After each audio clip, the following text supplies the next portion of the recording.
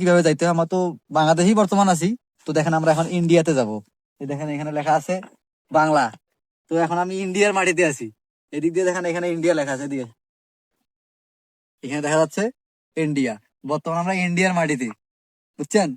ঠিক আছে, আমাদের সাহস দেখছেন কিন্তু ওই যে বর্ডার। তো হে হ্যালো হোয়াটসঅ্যাপ গাইস, কি অবস্থা সবার? আশা করি সবাই ভালো আছেন। আমিও আলহামদুলিল্লাহ মোটামুটি ভালো আছি।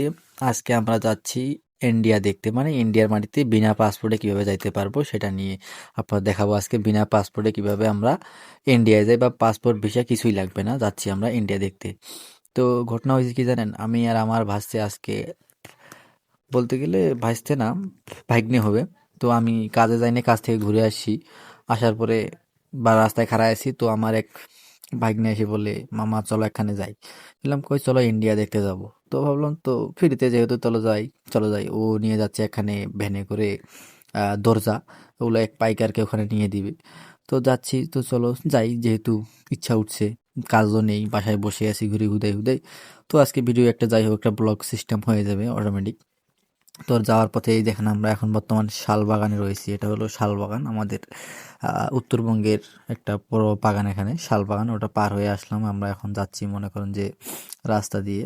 রাস্তাগুলো উত্তরবঙ্গের মানুষগুলো চিনবে, এটা হচ্ছে আমাদের এদিকে শালবাগান, পঞ্চগড়ের এদিক। আর সবাই চিনবে, আমাদের কাছের একবারে। তা ভাবলাম যে বাসায় বসে থেকে কি করব, চাই একটু ঠান্ডা, ভাই ঠান্ডায় অবস্থা খারাপ, হাত পাও কাঁপতেছে। এই হলো শালবাগানের দ্বিতীয় অংশটা। এখান থেকে এখন আগের মতো শালবাগান নেই, আগে অনেক ঘন জঙ্গল ছিল, এখানে বেট গাছ ছিল, এখন ওগুলা নেই। সব জঙ্গল ঝাড় এগুলো পরিষ্কার করার পরে সব ক্লিয়ার করে ফেলছে। এখন আমরা যেখানে আছি সেটা হলো এই উত্তরবঙ্গের সব থেকে বড় মন্দির বলে এটাকে, বদেশ্বরী মন্দির। এখানে নাকি অনেক অনেক জায়গা থেকে, বিদেশ থেকেও লোক আসে এখানে দর্শন করার জন্য। তো আমাদের বাড়ির পাশে এটা, তাই আমরা সব সময় এখানে যাতায়াত করে থাকি। এটা হলো সেই বদেশ্বরী মন্দির, যেখানে বিভিন্ন ভক্তেরা অনেক দেশ থেকে বিদেশ থেকেও নাকি এখানে আসে শুনছিলাম, তাও সঠিক জানি না। এখন আমরা যে একটা নদীটিতে যাচ্ছিলাম, এখানে নাকি আগে অনেক ঘোড়া খেলা হতো, ঘোড়ার দৌড় খেলা হতো, এখন হয় না। তো এটা নদীর নাম নাকি ঘোড়ামারা নদী, ওইখানে সানবেডে হয়তো দেখতে পারছেন। তো ভাবলাম ব্রিজটা অনেক সুন্দর, তাই আপনাদেরকে দেখাই। দেখেন নদীটা পাই, বর্তমান যে পানি চতুর্দিকে, অতটা পানি নেই, তবে ওখানে ধান লাগায়, বহুত হিসাব নিকাশ করে ওরা কাজ করে। যাই হোক, যেতে যেতে প্রায় চলে আসি আমরা ইন্ডিয়ার কাছাকাছি। যেটা বলতেছিলাম, বিনা ভিসা এবং পাসপোর্ট ছাড়া কোনো কিছুই লাগবে না, আমরা আজকে ইন্ডিয়ার মাটিতে যাব আপনাদেরকে দেখানোর জন্য। সেই আজকের ব্লগটা তৈরি করছি, তো সাথেই থাকেন। আমরা চলে আসি, এখন দেখেন ওই যে দেখা যাচ্ছে দূরে ইন্ডিয়ার বর্ডার, ও ওখানে ক্যাম্প আছে। ক্যাম্প না, ওগুলো চেকপোস্ট না কি জানি, ওগুলো জানি না। যাই হোক, যেটাই হবে ইন্ডিয়ার ভিতরে ওটা। দেখেন ওখানে কাজ করতেছে কৃষকরা, এখান থেকেই দেখা যাবে ভাই ইন্ডিয়ার সবকিছু, মানে বর্ডারগুলোর সামনেও নাকি 100 গজ দূরে ওদের জমি আছে আর কি, ইন্ডিয়ান জমি, যেগুলো হলো বর্ডার, ওই যখন তারকাটাগুলো যেখান থেকে দিছে তার আগেই ওদের জমি আছে। তো ওইগুলোখানেই আমরা আজকে যাব। ওই দেখেন বর্ডারটা কত সুন্দর ক্লিয়ার চকচকা দেখা যাচ্ছে।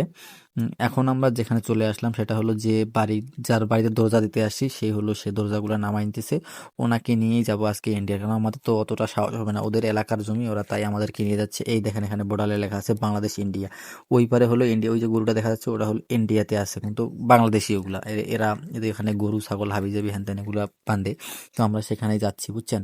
তো দেখতে থাকেন কি হচ্ছে, আপনাদের সাথে আমিও আছি, আর আপনাদের দেখাবো এখন আমরা কিভাবে মানে বিনা পাসপোর্ট বিনা কিছুতেই আমরা তো বন্ধুরা, আমরা এখন বর্তমান আসছি বাংলাদেশের শেষ সীমানায়। তো এখন দেখাবো আমরা ইন্ডিয়ার মাটিতে কিভাবে যাইতে হয়, আমরা তো বাংলাদেশেই বর্তমান আছি। তো দেখেন আমরা এখন ইন্ডিয়াতে যাব। এই দেখেন এখানে লেখা আছে বাংলা। তো এখন আমি ইন্ডিয়ার মাটিতে আছি। এদিক দিয়ে দেখেন এখানে ইন্ডিয়া লেখা আছে, এদিকে এখানে দেখা যাচ্ছে ইন্ডিয়া। বর্তমান আমরা ইন্ডিয়ার মাটিতে, বুঝছেন? ঠিক আছে, আমাদের সাহস দেখছেন কিন্তু ওই যে বর্ডার সামনে, আরো বর্ডার আরো দূরে। তো গাইজ দেখতে পারলেন আমরা এখন পাসপোর্ট এবং ভিসা ছাড়া কিভাবে ইন্ডিয়ার মাটিতে আছি। বর্তমান কিন্তু আমরা যে জায়গাটাতে আছি এটা হচ্ছে মেন ইন্ডিয়া, এটা ইন্ডিয়ার জমি। এরা বাংলাদেশের মানুষগুলো এখানে আসে, গরু ছাগল হাঁস মুরগি যাই হোক এদেরকে খাওয়ানোর জন্য এখানে আসে। দেখেন ওই যে সামনে বর্ডার দেখা যাচ্ছে, ওটা হলো ইন্ডিয়ার মেন বর্ডার। আর আমরা যখন যেখানে দাঁড়ায় আছি বর্তমান, এটা হলো ইন্ডিয়া, মানে ইন্ডিয়ার জমি। এখানে ইন্ডিয়ান মানুষগুলো আসে শুধু ধান চাষ করে। আজকে এ পর্যন্ত সেই শেষ করছি।